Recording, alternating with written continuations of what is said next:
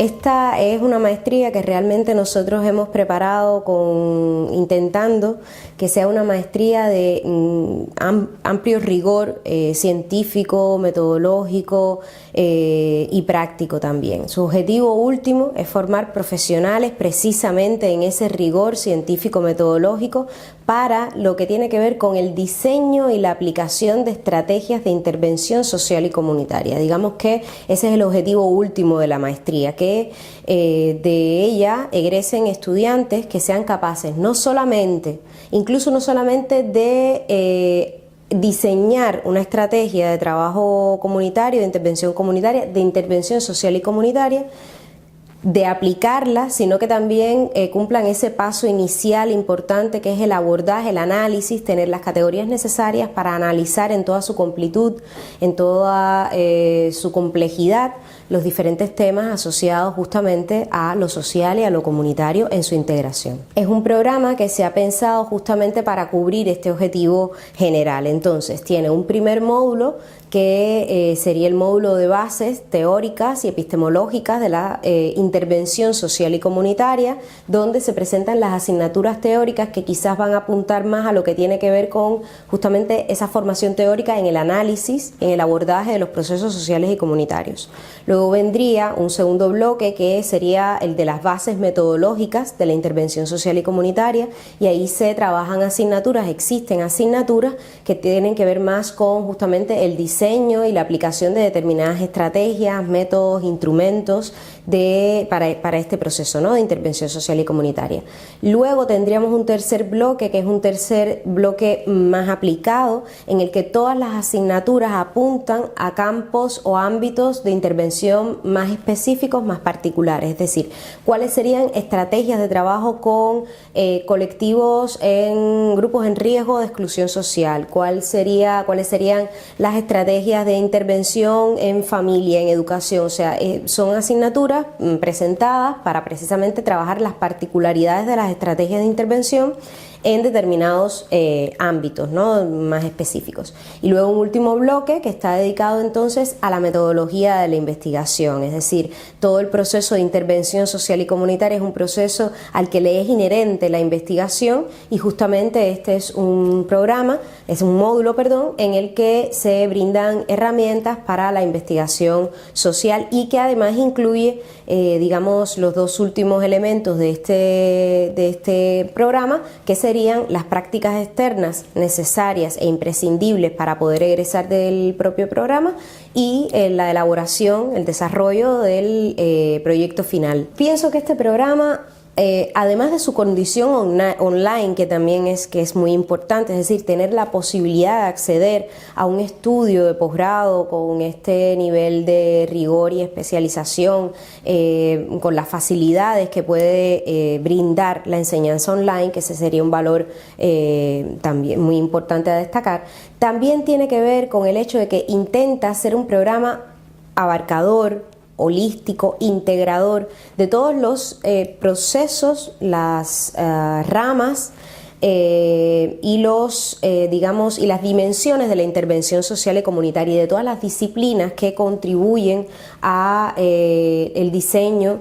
y aplicación de estrategias de intervención social y comunitaria. Con esto quiero decir, por ejemplo, que si bien es un programa en el que, por ejemplo, podemos encontrar asignaturas de psicología, de sociología, de antropología, no es un máster que tenga como perfil de entrada un estudiante que sea solo sociólogo, solo psicólogo, solo antropólogo, sino que intenta tener un perfil de entrada lo suficientemente amplio como para abarcar a todos los profesionales involucrados en un campo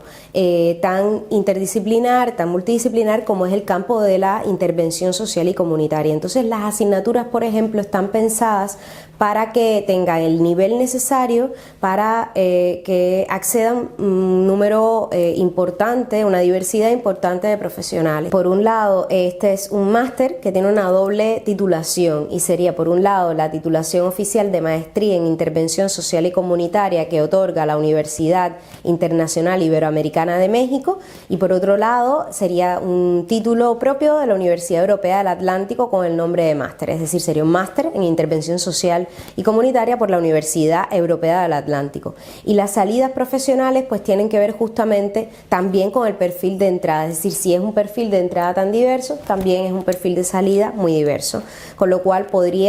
sería un profesional que podría desempeñarse en diferentes ámbitos, como pueden ser en diferentes ámbitos y en diferentes contextos, como puede ser justamente el de la investigación, el de la intervención. Podría trabajar, por ejemplo, en instituciones que atiendan, que trabajen temas de servicios sociales, en ONGs. También, por ejemplo, un perfil de salida que está como emergente en los últimos años y que es muy interesante, es el de los responsables de los departamentos de responsabilidad, y valga la repetición, de responsabilidad social en las empresas. Esta sería una persona también preparada para asumir un rol con esas características. Todo lo que tiene que ver con el trabajo de población migrante, el trabajo de población de grupos que se encuentren en riesgo de exclusión social, atención en centros que tengan su objetivo centrado, que se centren en el trabajo de violencia de género, cualquier tema que tenga que ver con lo social y lo comunitario. Sin duda existen unas generalidades, un poco como en todo, ¿no? Existen unas generalidades, existen unas pautas básicas, esenciales en términos de diseño metodológico que se deben seguir, y de referente, digamos, ético también. O sea, hay unos elementos generales de trabajo con los diferentes colectivos, pero sí que es cierto que, por supuesto, tienen sus especificidades, y eso es lo que también, digamos que justifica la formación de posgrado en el área de la intervención social y comunitaria. Es decir, según con qué colectivo se trabaje, existen unos recursos que son los recursos pertinentes en ese caso. Hay otros que quizás los encontramos de manera empírica, un poco pues los conocemos de otras áreas y pensamos que se pueden extrapolar a esta, y pueden resultar impertinentes en determinados colectivos, en determinados ámbitos. Entonces, por ello es muy importante conocer esa especificidad según el colectivo y conocer cuáles serían las herramientas, recursos, métodos más pertinentes en cada caso, que pueden ser más útiles, más eficientes, más eficaces, de acuerdo con el objetivo último que se persiga en cada programa o propuesta de intervención que se diseñe y se intente aplicar.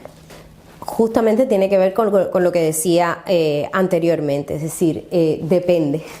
del colectivo, depende del contexto, depende del momento de desarrollo, por ejemplo, del momento del desarrollo comunitario, de la historia comunitaria, depende del momento en ese grupo social, en qué momento se encuentra ese grupo social,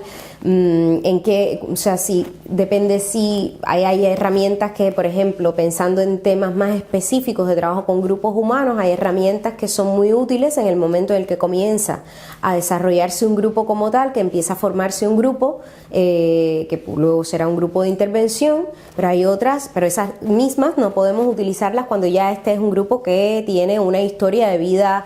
más desarrollada, más amplia, donde se conocen mucho mejor. Y de la misma manera hay técnicas que en determinados grupos funcionan, son útiles, justamente porque son grupos ya consolidados. No sería adecuado, no sería pertinente, no tendría el mismo resultado si se aplica en grupos de primera formación, en grupos de reciente formación. Entonces, bueno, pues depende un poco de en qué medida, o sea, de una serie de elementos que pasan por un conocimiento que justamente es a lo que intenta tributar el programa.